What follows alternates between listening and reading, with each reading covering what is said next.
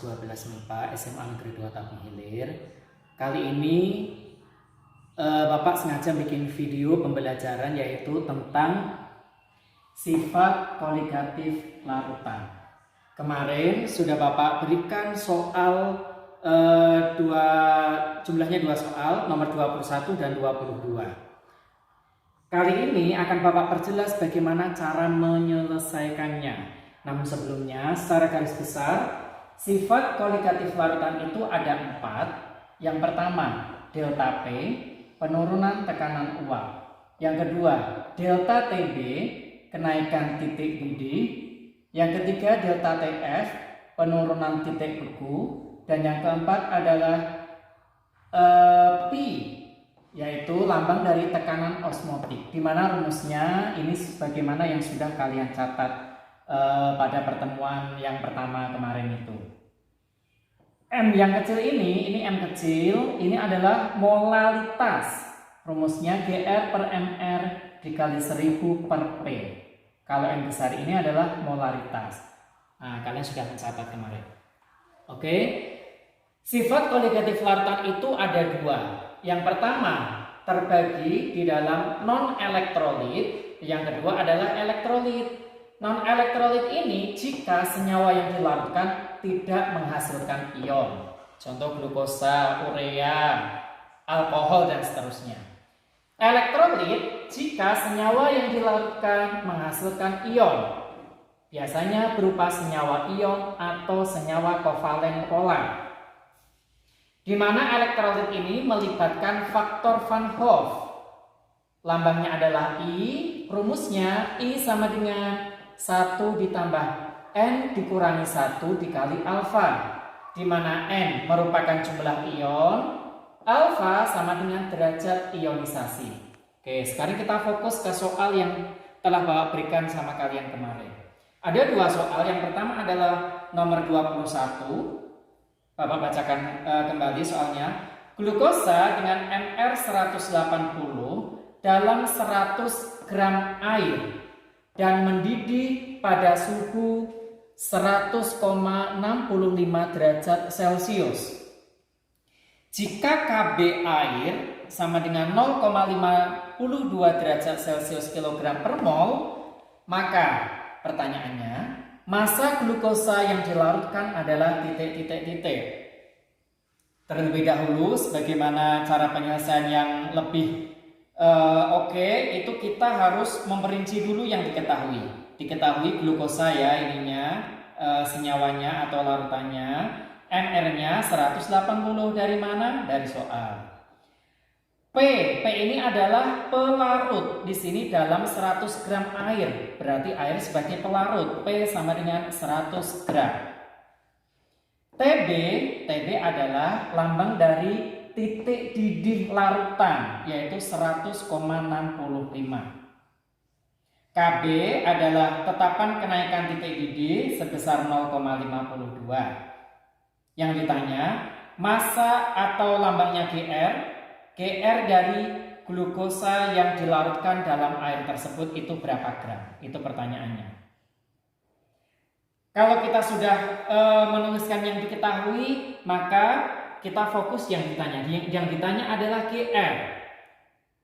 GR di sini pasti melibatkan M. Karena di sini ada KB, maka kita fokus pada rumus yang kedua, yaitu delta TB sama dengan M dikali KB.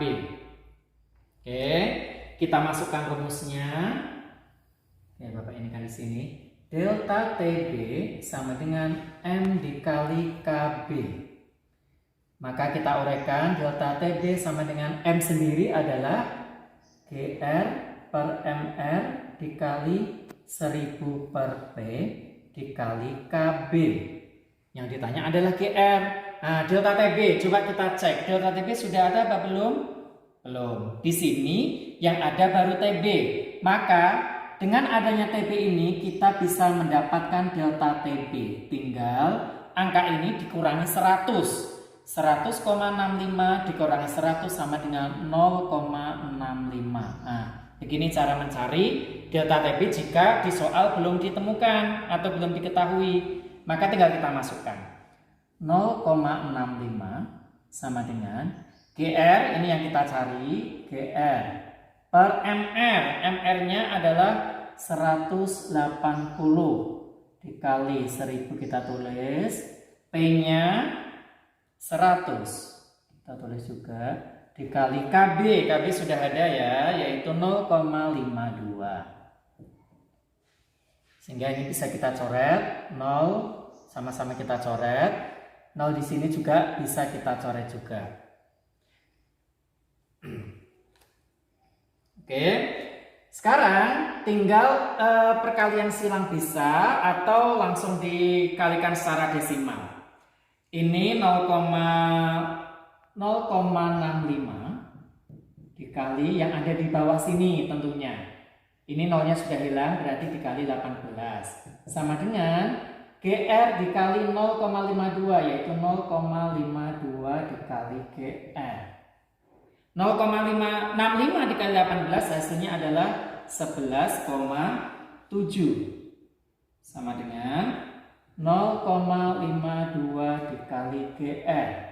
Sehingga untuk mendapatkan GR sama dengan, karena ini perkalian, kalau dipindah ruas akan menjadi pembagian. Jadinya 11,7 dibagi 0,52. Maka hasilnya sama dengan 22,5 gram. Oke, bisa kalian cek. Kalau sesuai dengan soal yang ada, maka jawabannya adalah C. Oke, silakan kalian perhatikan lagi, nanti bisa ditanyakan melalui forum diskusi. Oke, kita lanjutkan nomor 22. Soalnya, jika MR NaCl, NaCl ini adalah garam dapur. Ini rumus kimianya ya.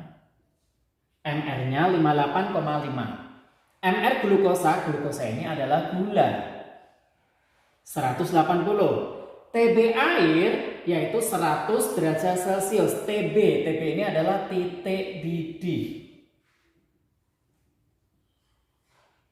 Tetapan kenaikan titik didih dalam NaCl dan glukosa adalah, ini pertanyaannya, tetapan kenaikan titik didih. Sebelumnya, sebagaimana yang penyelesaian sebelumnya, itu kita cek yang diketahui terlebih dahulu. Pertama, glukosa kita tulis. GR-nya 5 gram. Dari mana ini? Dari gambar. Sesuai dengan soal yang Bapak berikan pertemuan sebelumnya. GR sama dengan 5 gram. P adalah pelarut, yaitu air, 48 gram. Titik didih larutannya di dalam gambar Erlenmeyer itu menunjukkan 100,3 derajat Celcius. Untuk NaCl atau garam dapur, GR-nya atau masanya 5 gram, pelarutnya 48 gram yaitu air, titik didih larutannya yaitu 101,85 derajat Celcius.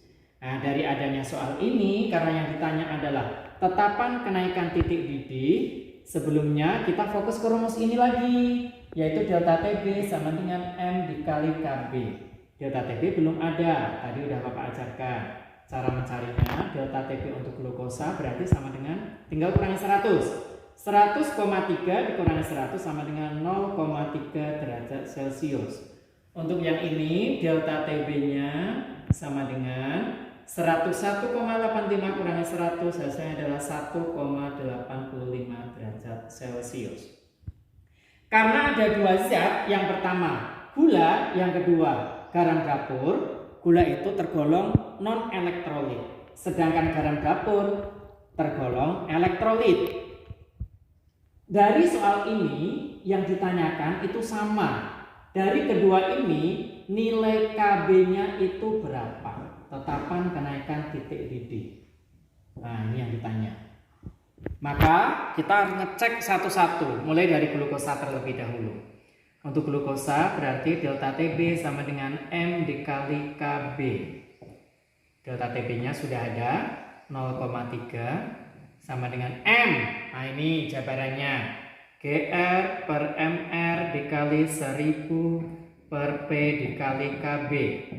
Kita masukkan angkanya. GR-nya 5, MR-nya Oh, mR-nya ini 180 ya. 180 0,3 dikali 1000, P-nya 48 dikali KB ini yang ditanya. Sehingga 0,3 sama dengan, ini kita coret nolnya, 5 sama 18, atau langsung kita inikan aja. Kita selesaikan secara desimal semuanya. 0,3 dikali 18 dikali 48 sama dengan 5 kali 100 kali KB. Nah, hasilnya untuk glukosa berarti di sini ini dikali 500 KB, 0,3 dikali 18 kali 48, berapa ya hasilnya ya? Beda pula tadi. Nah, 0,3 dikali 18 dikali 48 sama dengan 259,2. Nah, sehingga KB sama dengan, ini karena perkalian jadinya pembagian, 259,2 dibagi 500. Hasilnya sama dengan, yaitu 0,5184. Kalau dibulatkan menjadi KB sama dengan 0,52. Untuk yang NaCl, rumusnya adalah delta TB sama dengan M dikali KB dikali I. Kenapa ada I? Karena menghasilkan ion. NaCl kalau direaksikan akan menjadi seperti ini. Na plus tambah Cl min. Ini satu, berarti jumlah ionnya ada 2. Maka 1,85 Gr per Mr dikali 1000 per P dikali KB dikali I. 1,85 sama dengan Gr-nya 5 per 58,5 dikali 1000 per 48 dikali KB dikali I-nya kita jabarkan terlebih dahulu. I sama dengan 1 tambah N-1 dikali alfa. 1 tambah N-nya, karena ionnya ada 2 maka 2 dikurangi 1 dikali 1. Kalau nggak diketahui berarti 1 ya. Sama dengan 1 ditambah 2 min 1 itu 1 kali 1, 1 tambah 1 sama dengan 2. Maka dikali 2. Oke, terus tinggal kita masukkan angka-angkanya. 1,85 sama dengan, langsung dikalikan aja. 58,5 kali 48 sama dengan 5 kali 1000, 5000 kali 2, 10.000 kali KB. Nah, ini dikalikan semua hasilnya 5194,8 sama dengan 10.000 KB. Sehingga KB sama dengan 5194,8 per 10.000. Hasilnya 0,51948. Kalau dibulatkan KB sama dengan 0,52. Hasilnya sama terakhirnya, maka jawabannya adalah A kalau sesuai dengan yang di soal. Oke, silakan diperhatikan sebentar penyelesaiannya. Nanti silakan kita ditanyakan melalui forum diskusi. Oke, udah, terima kasih. Cukup sekian.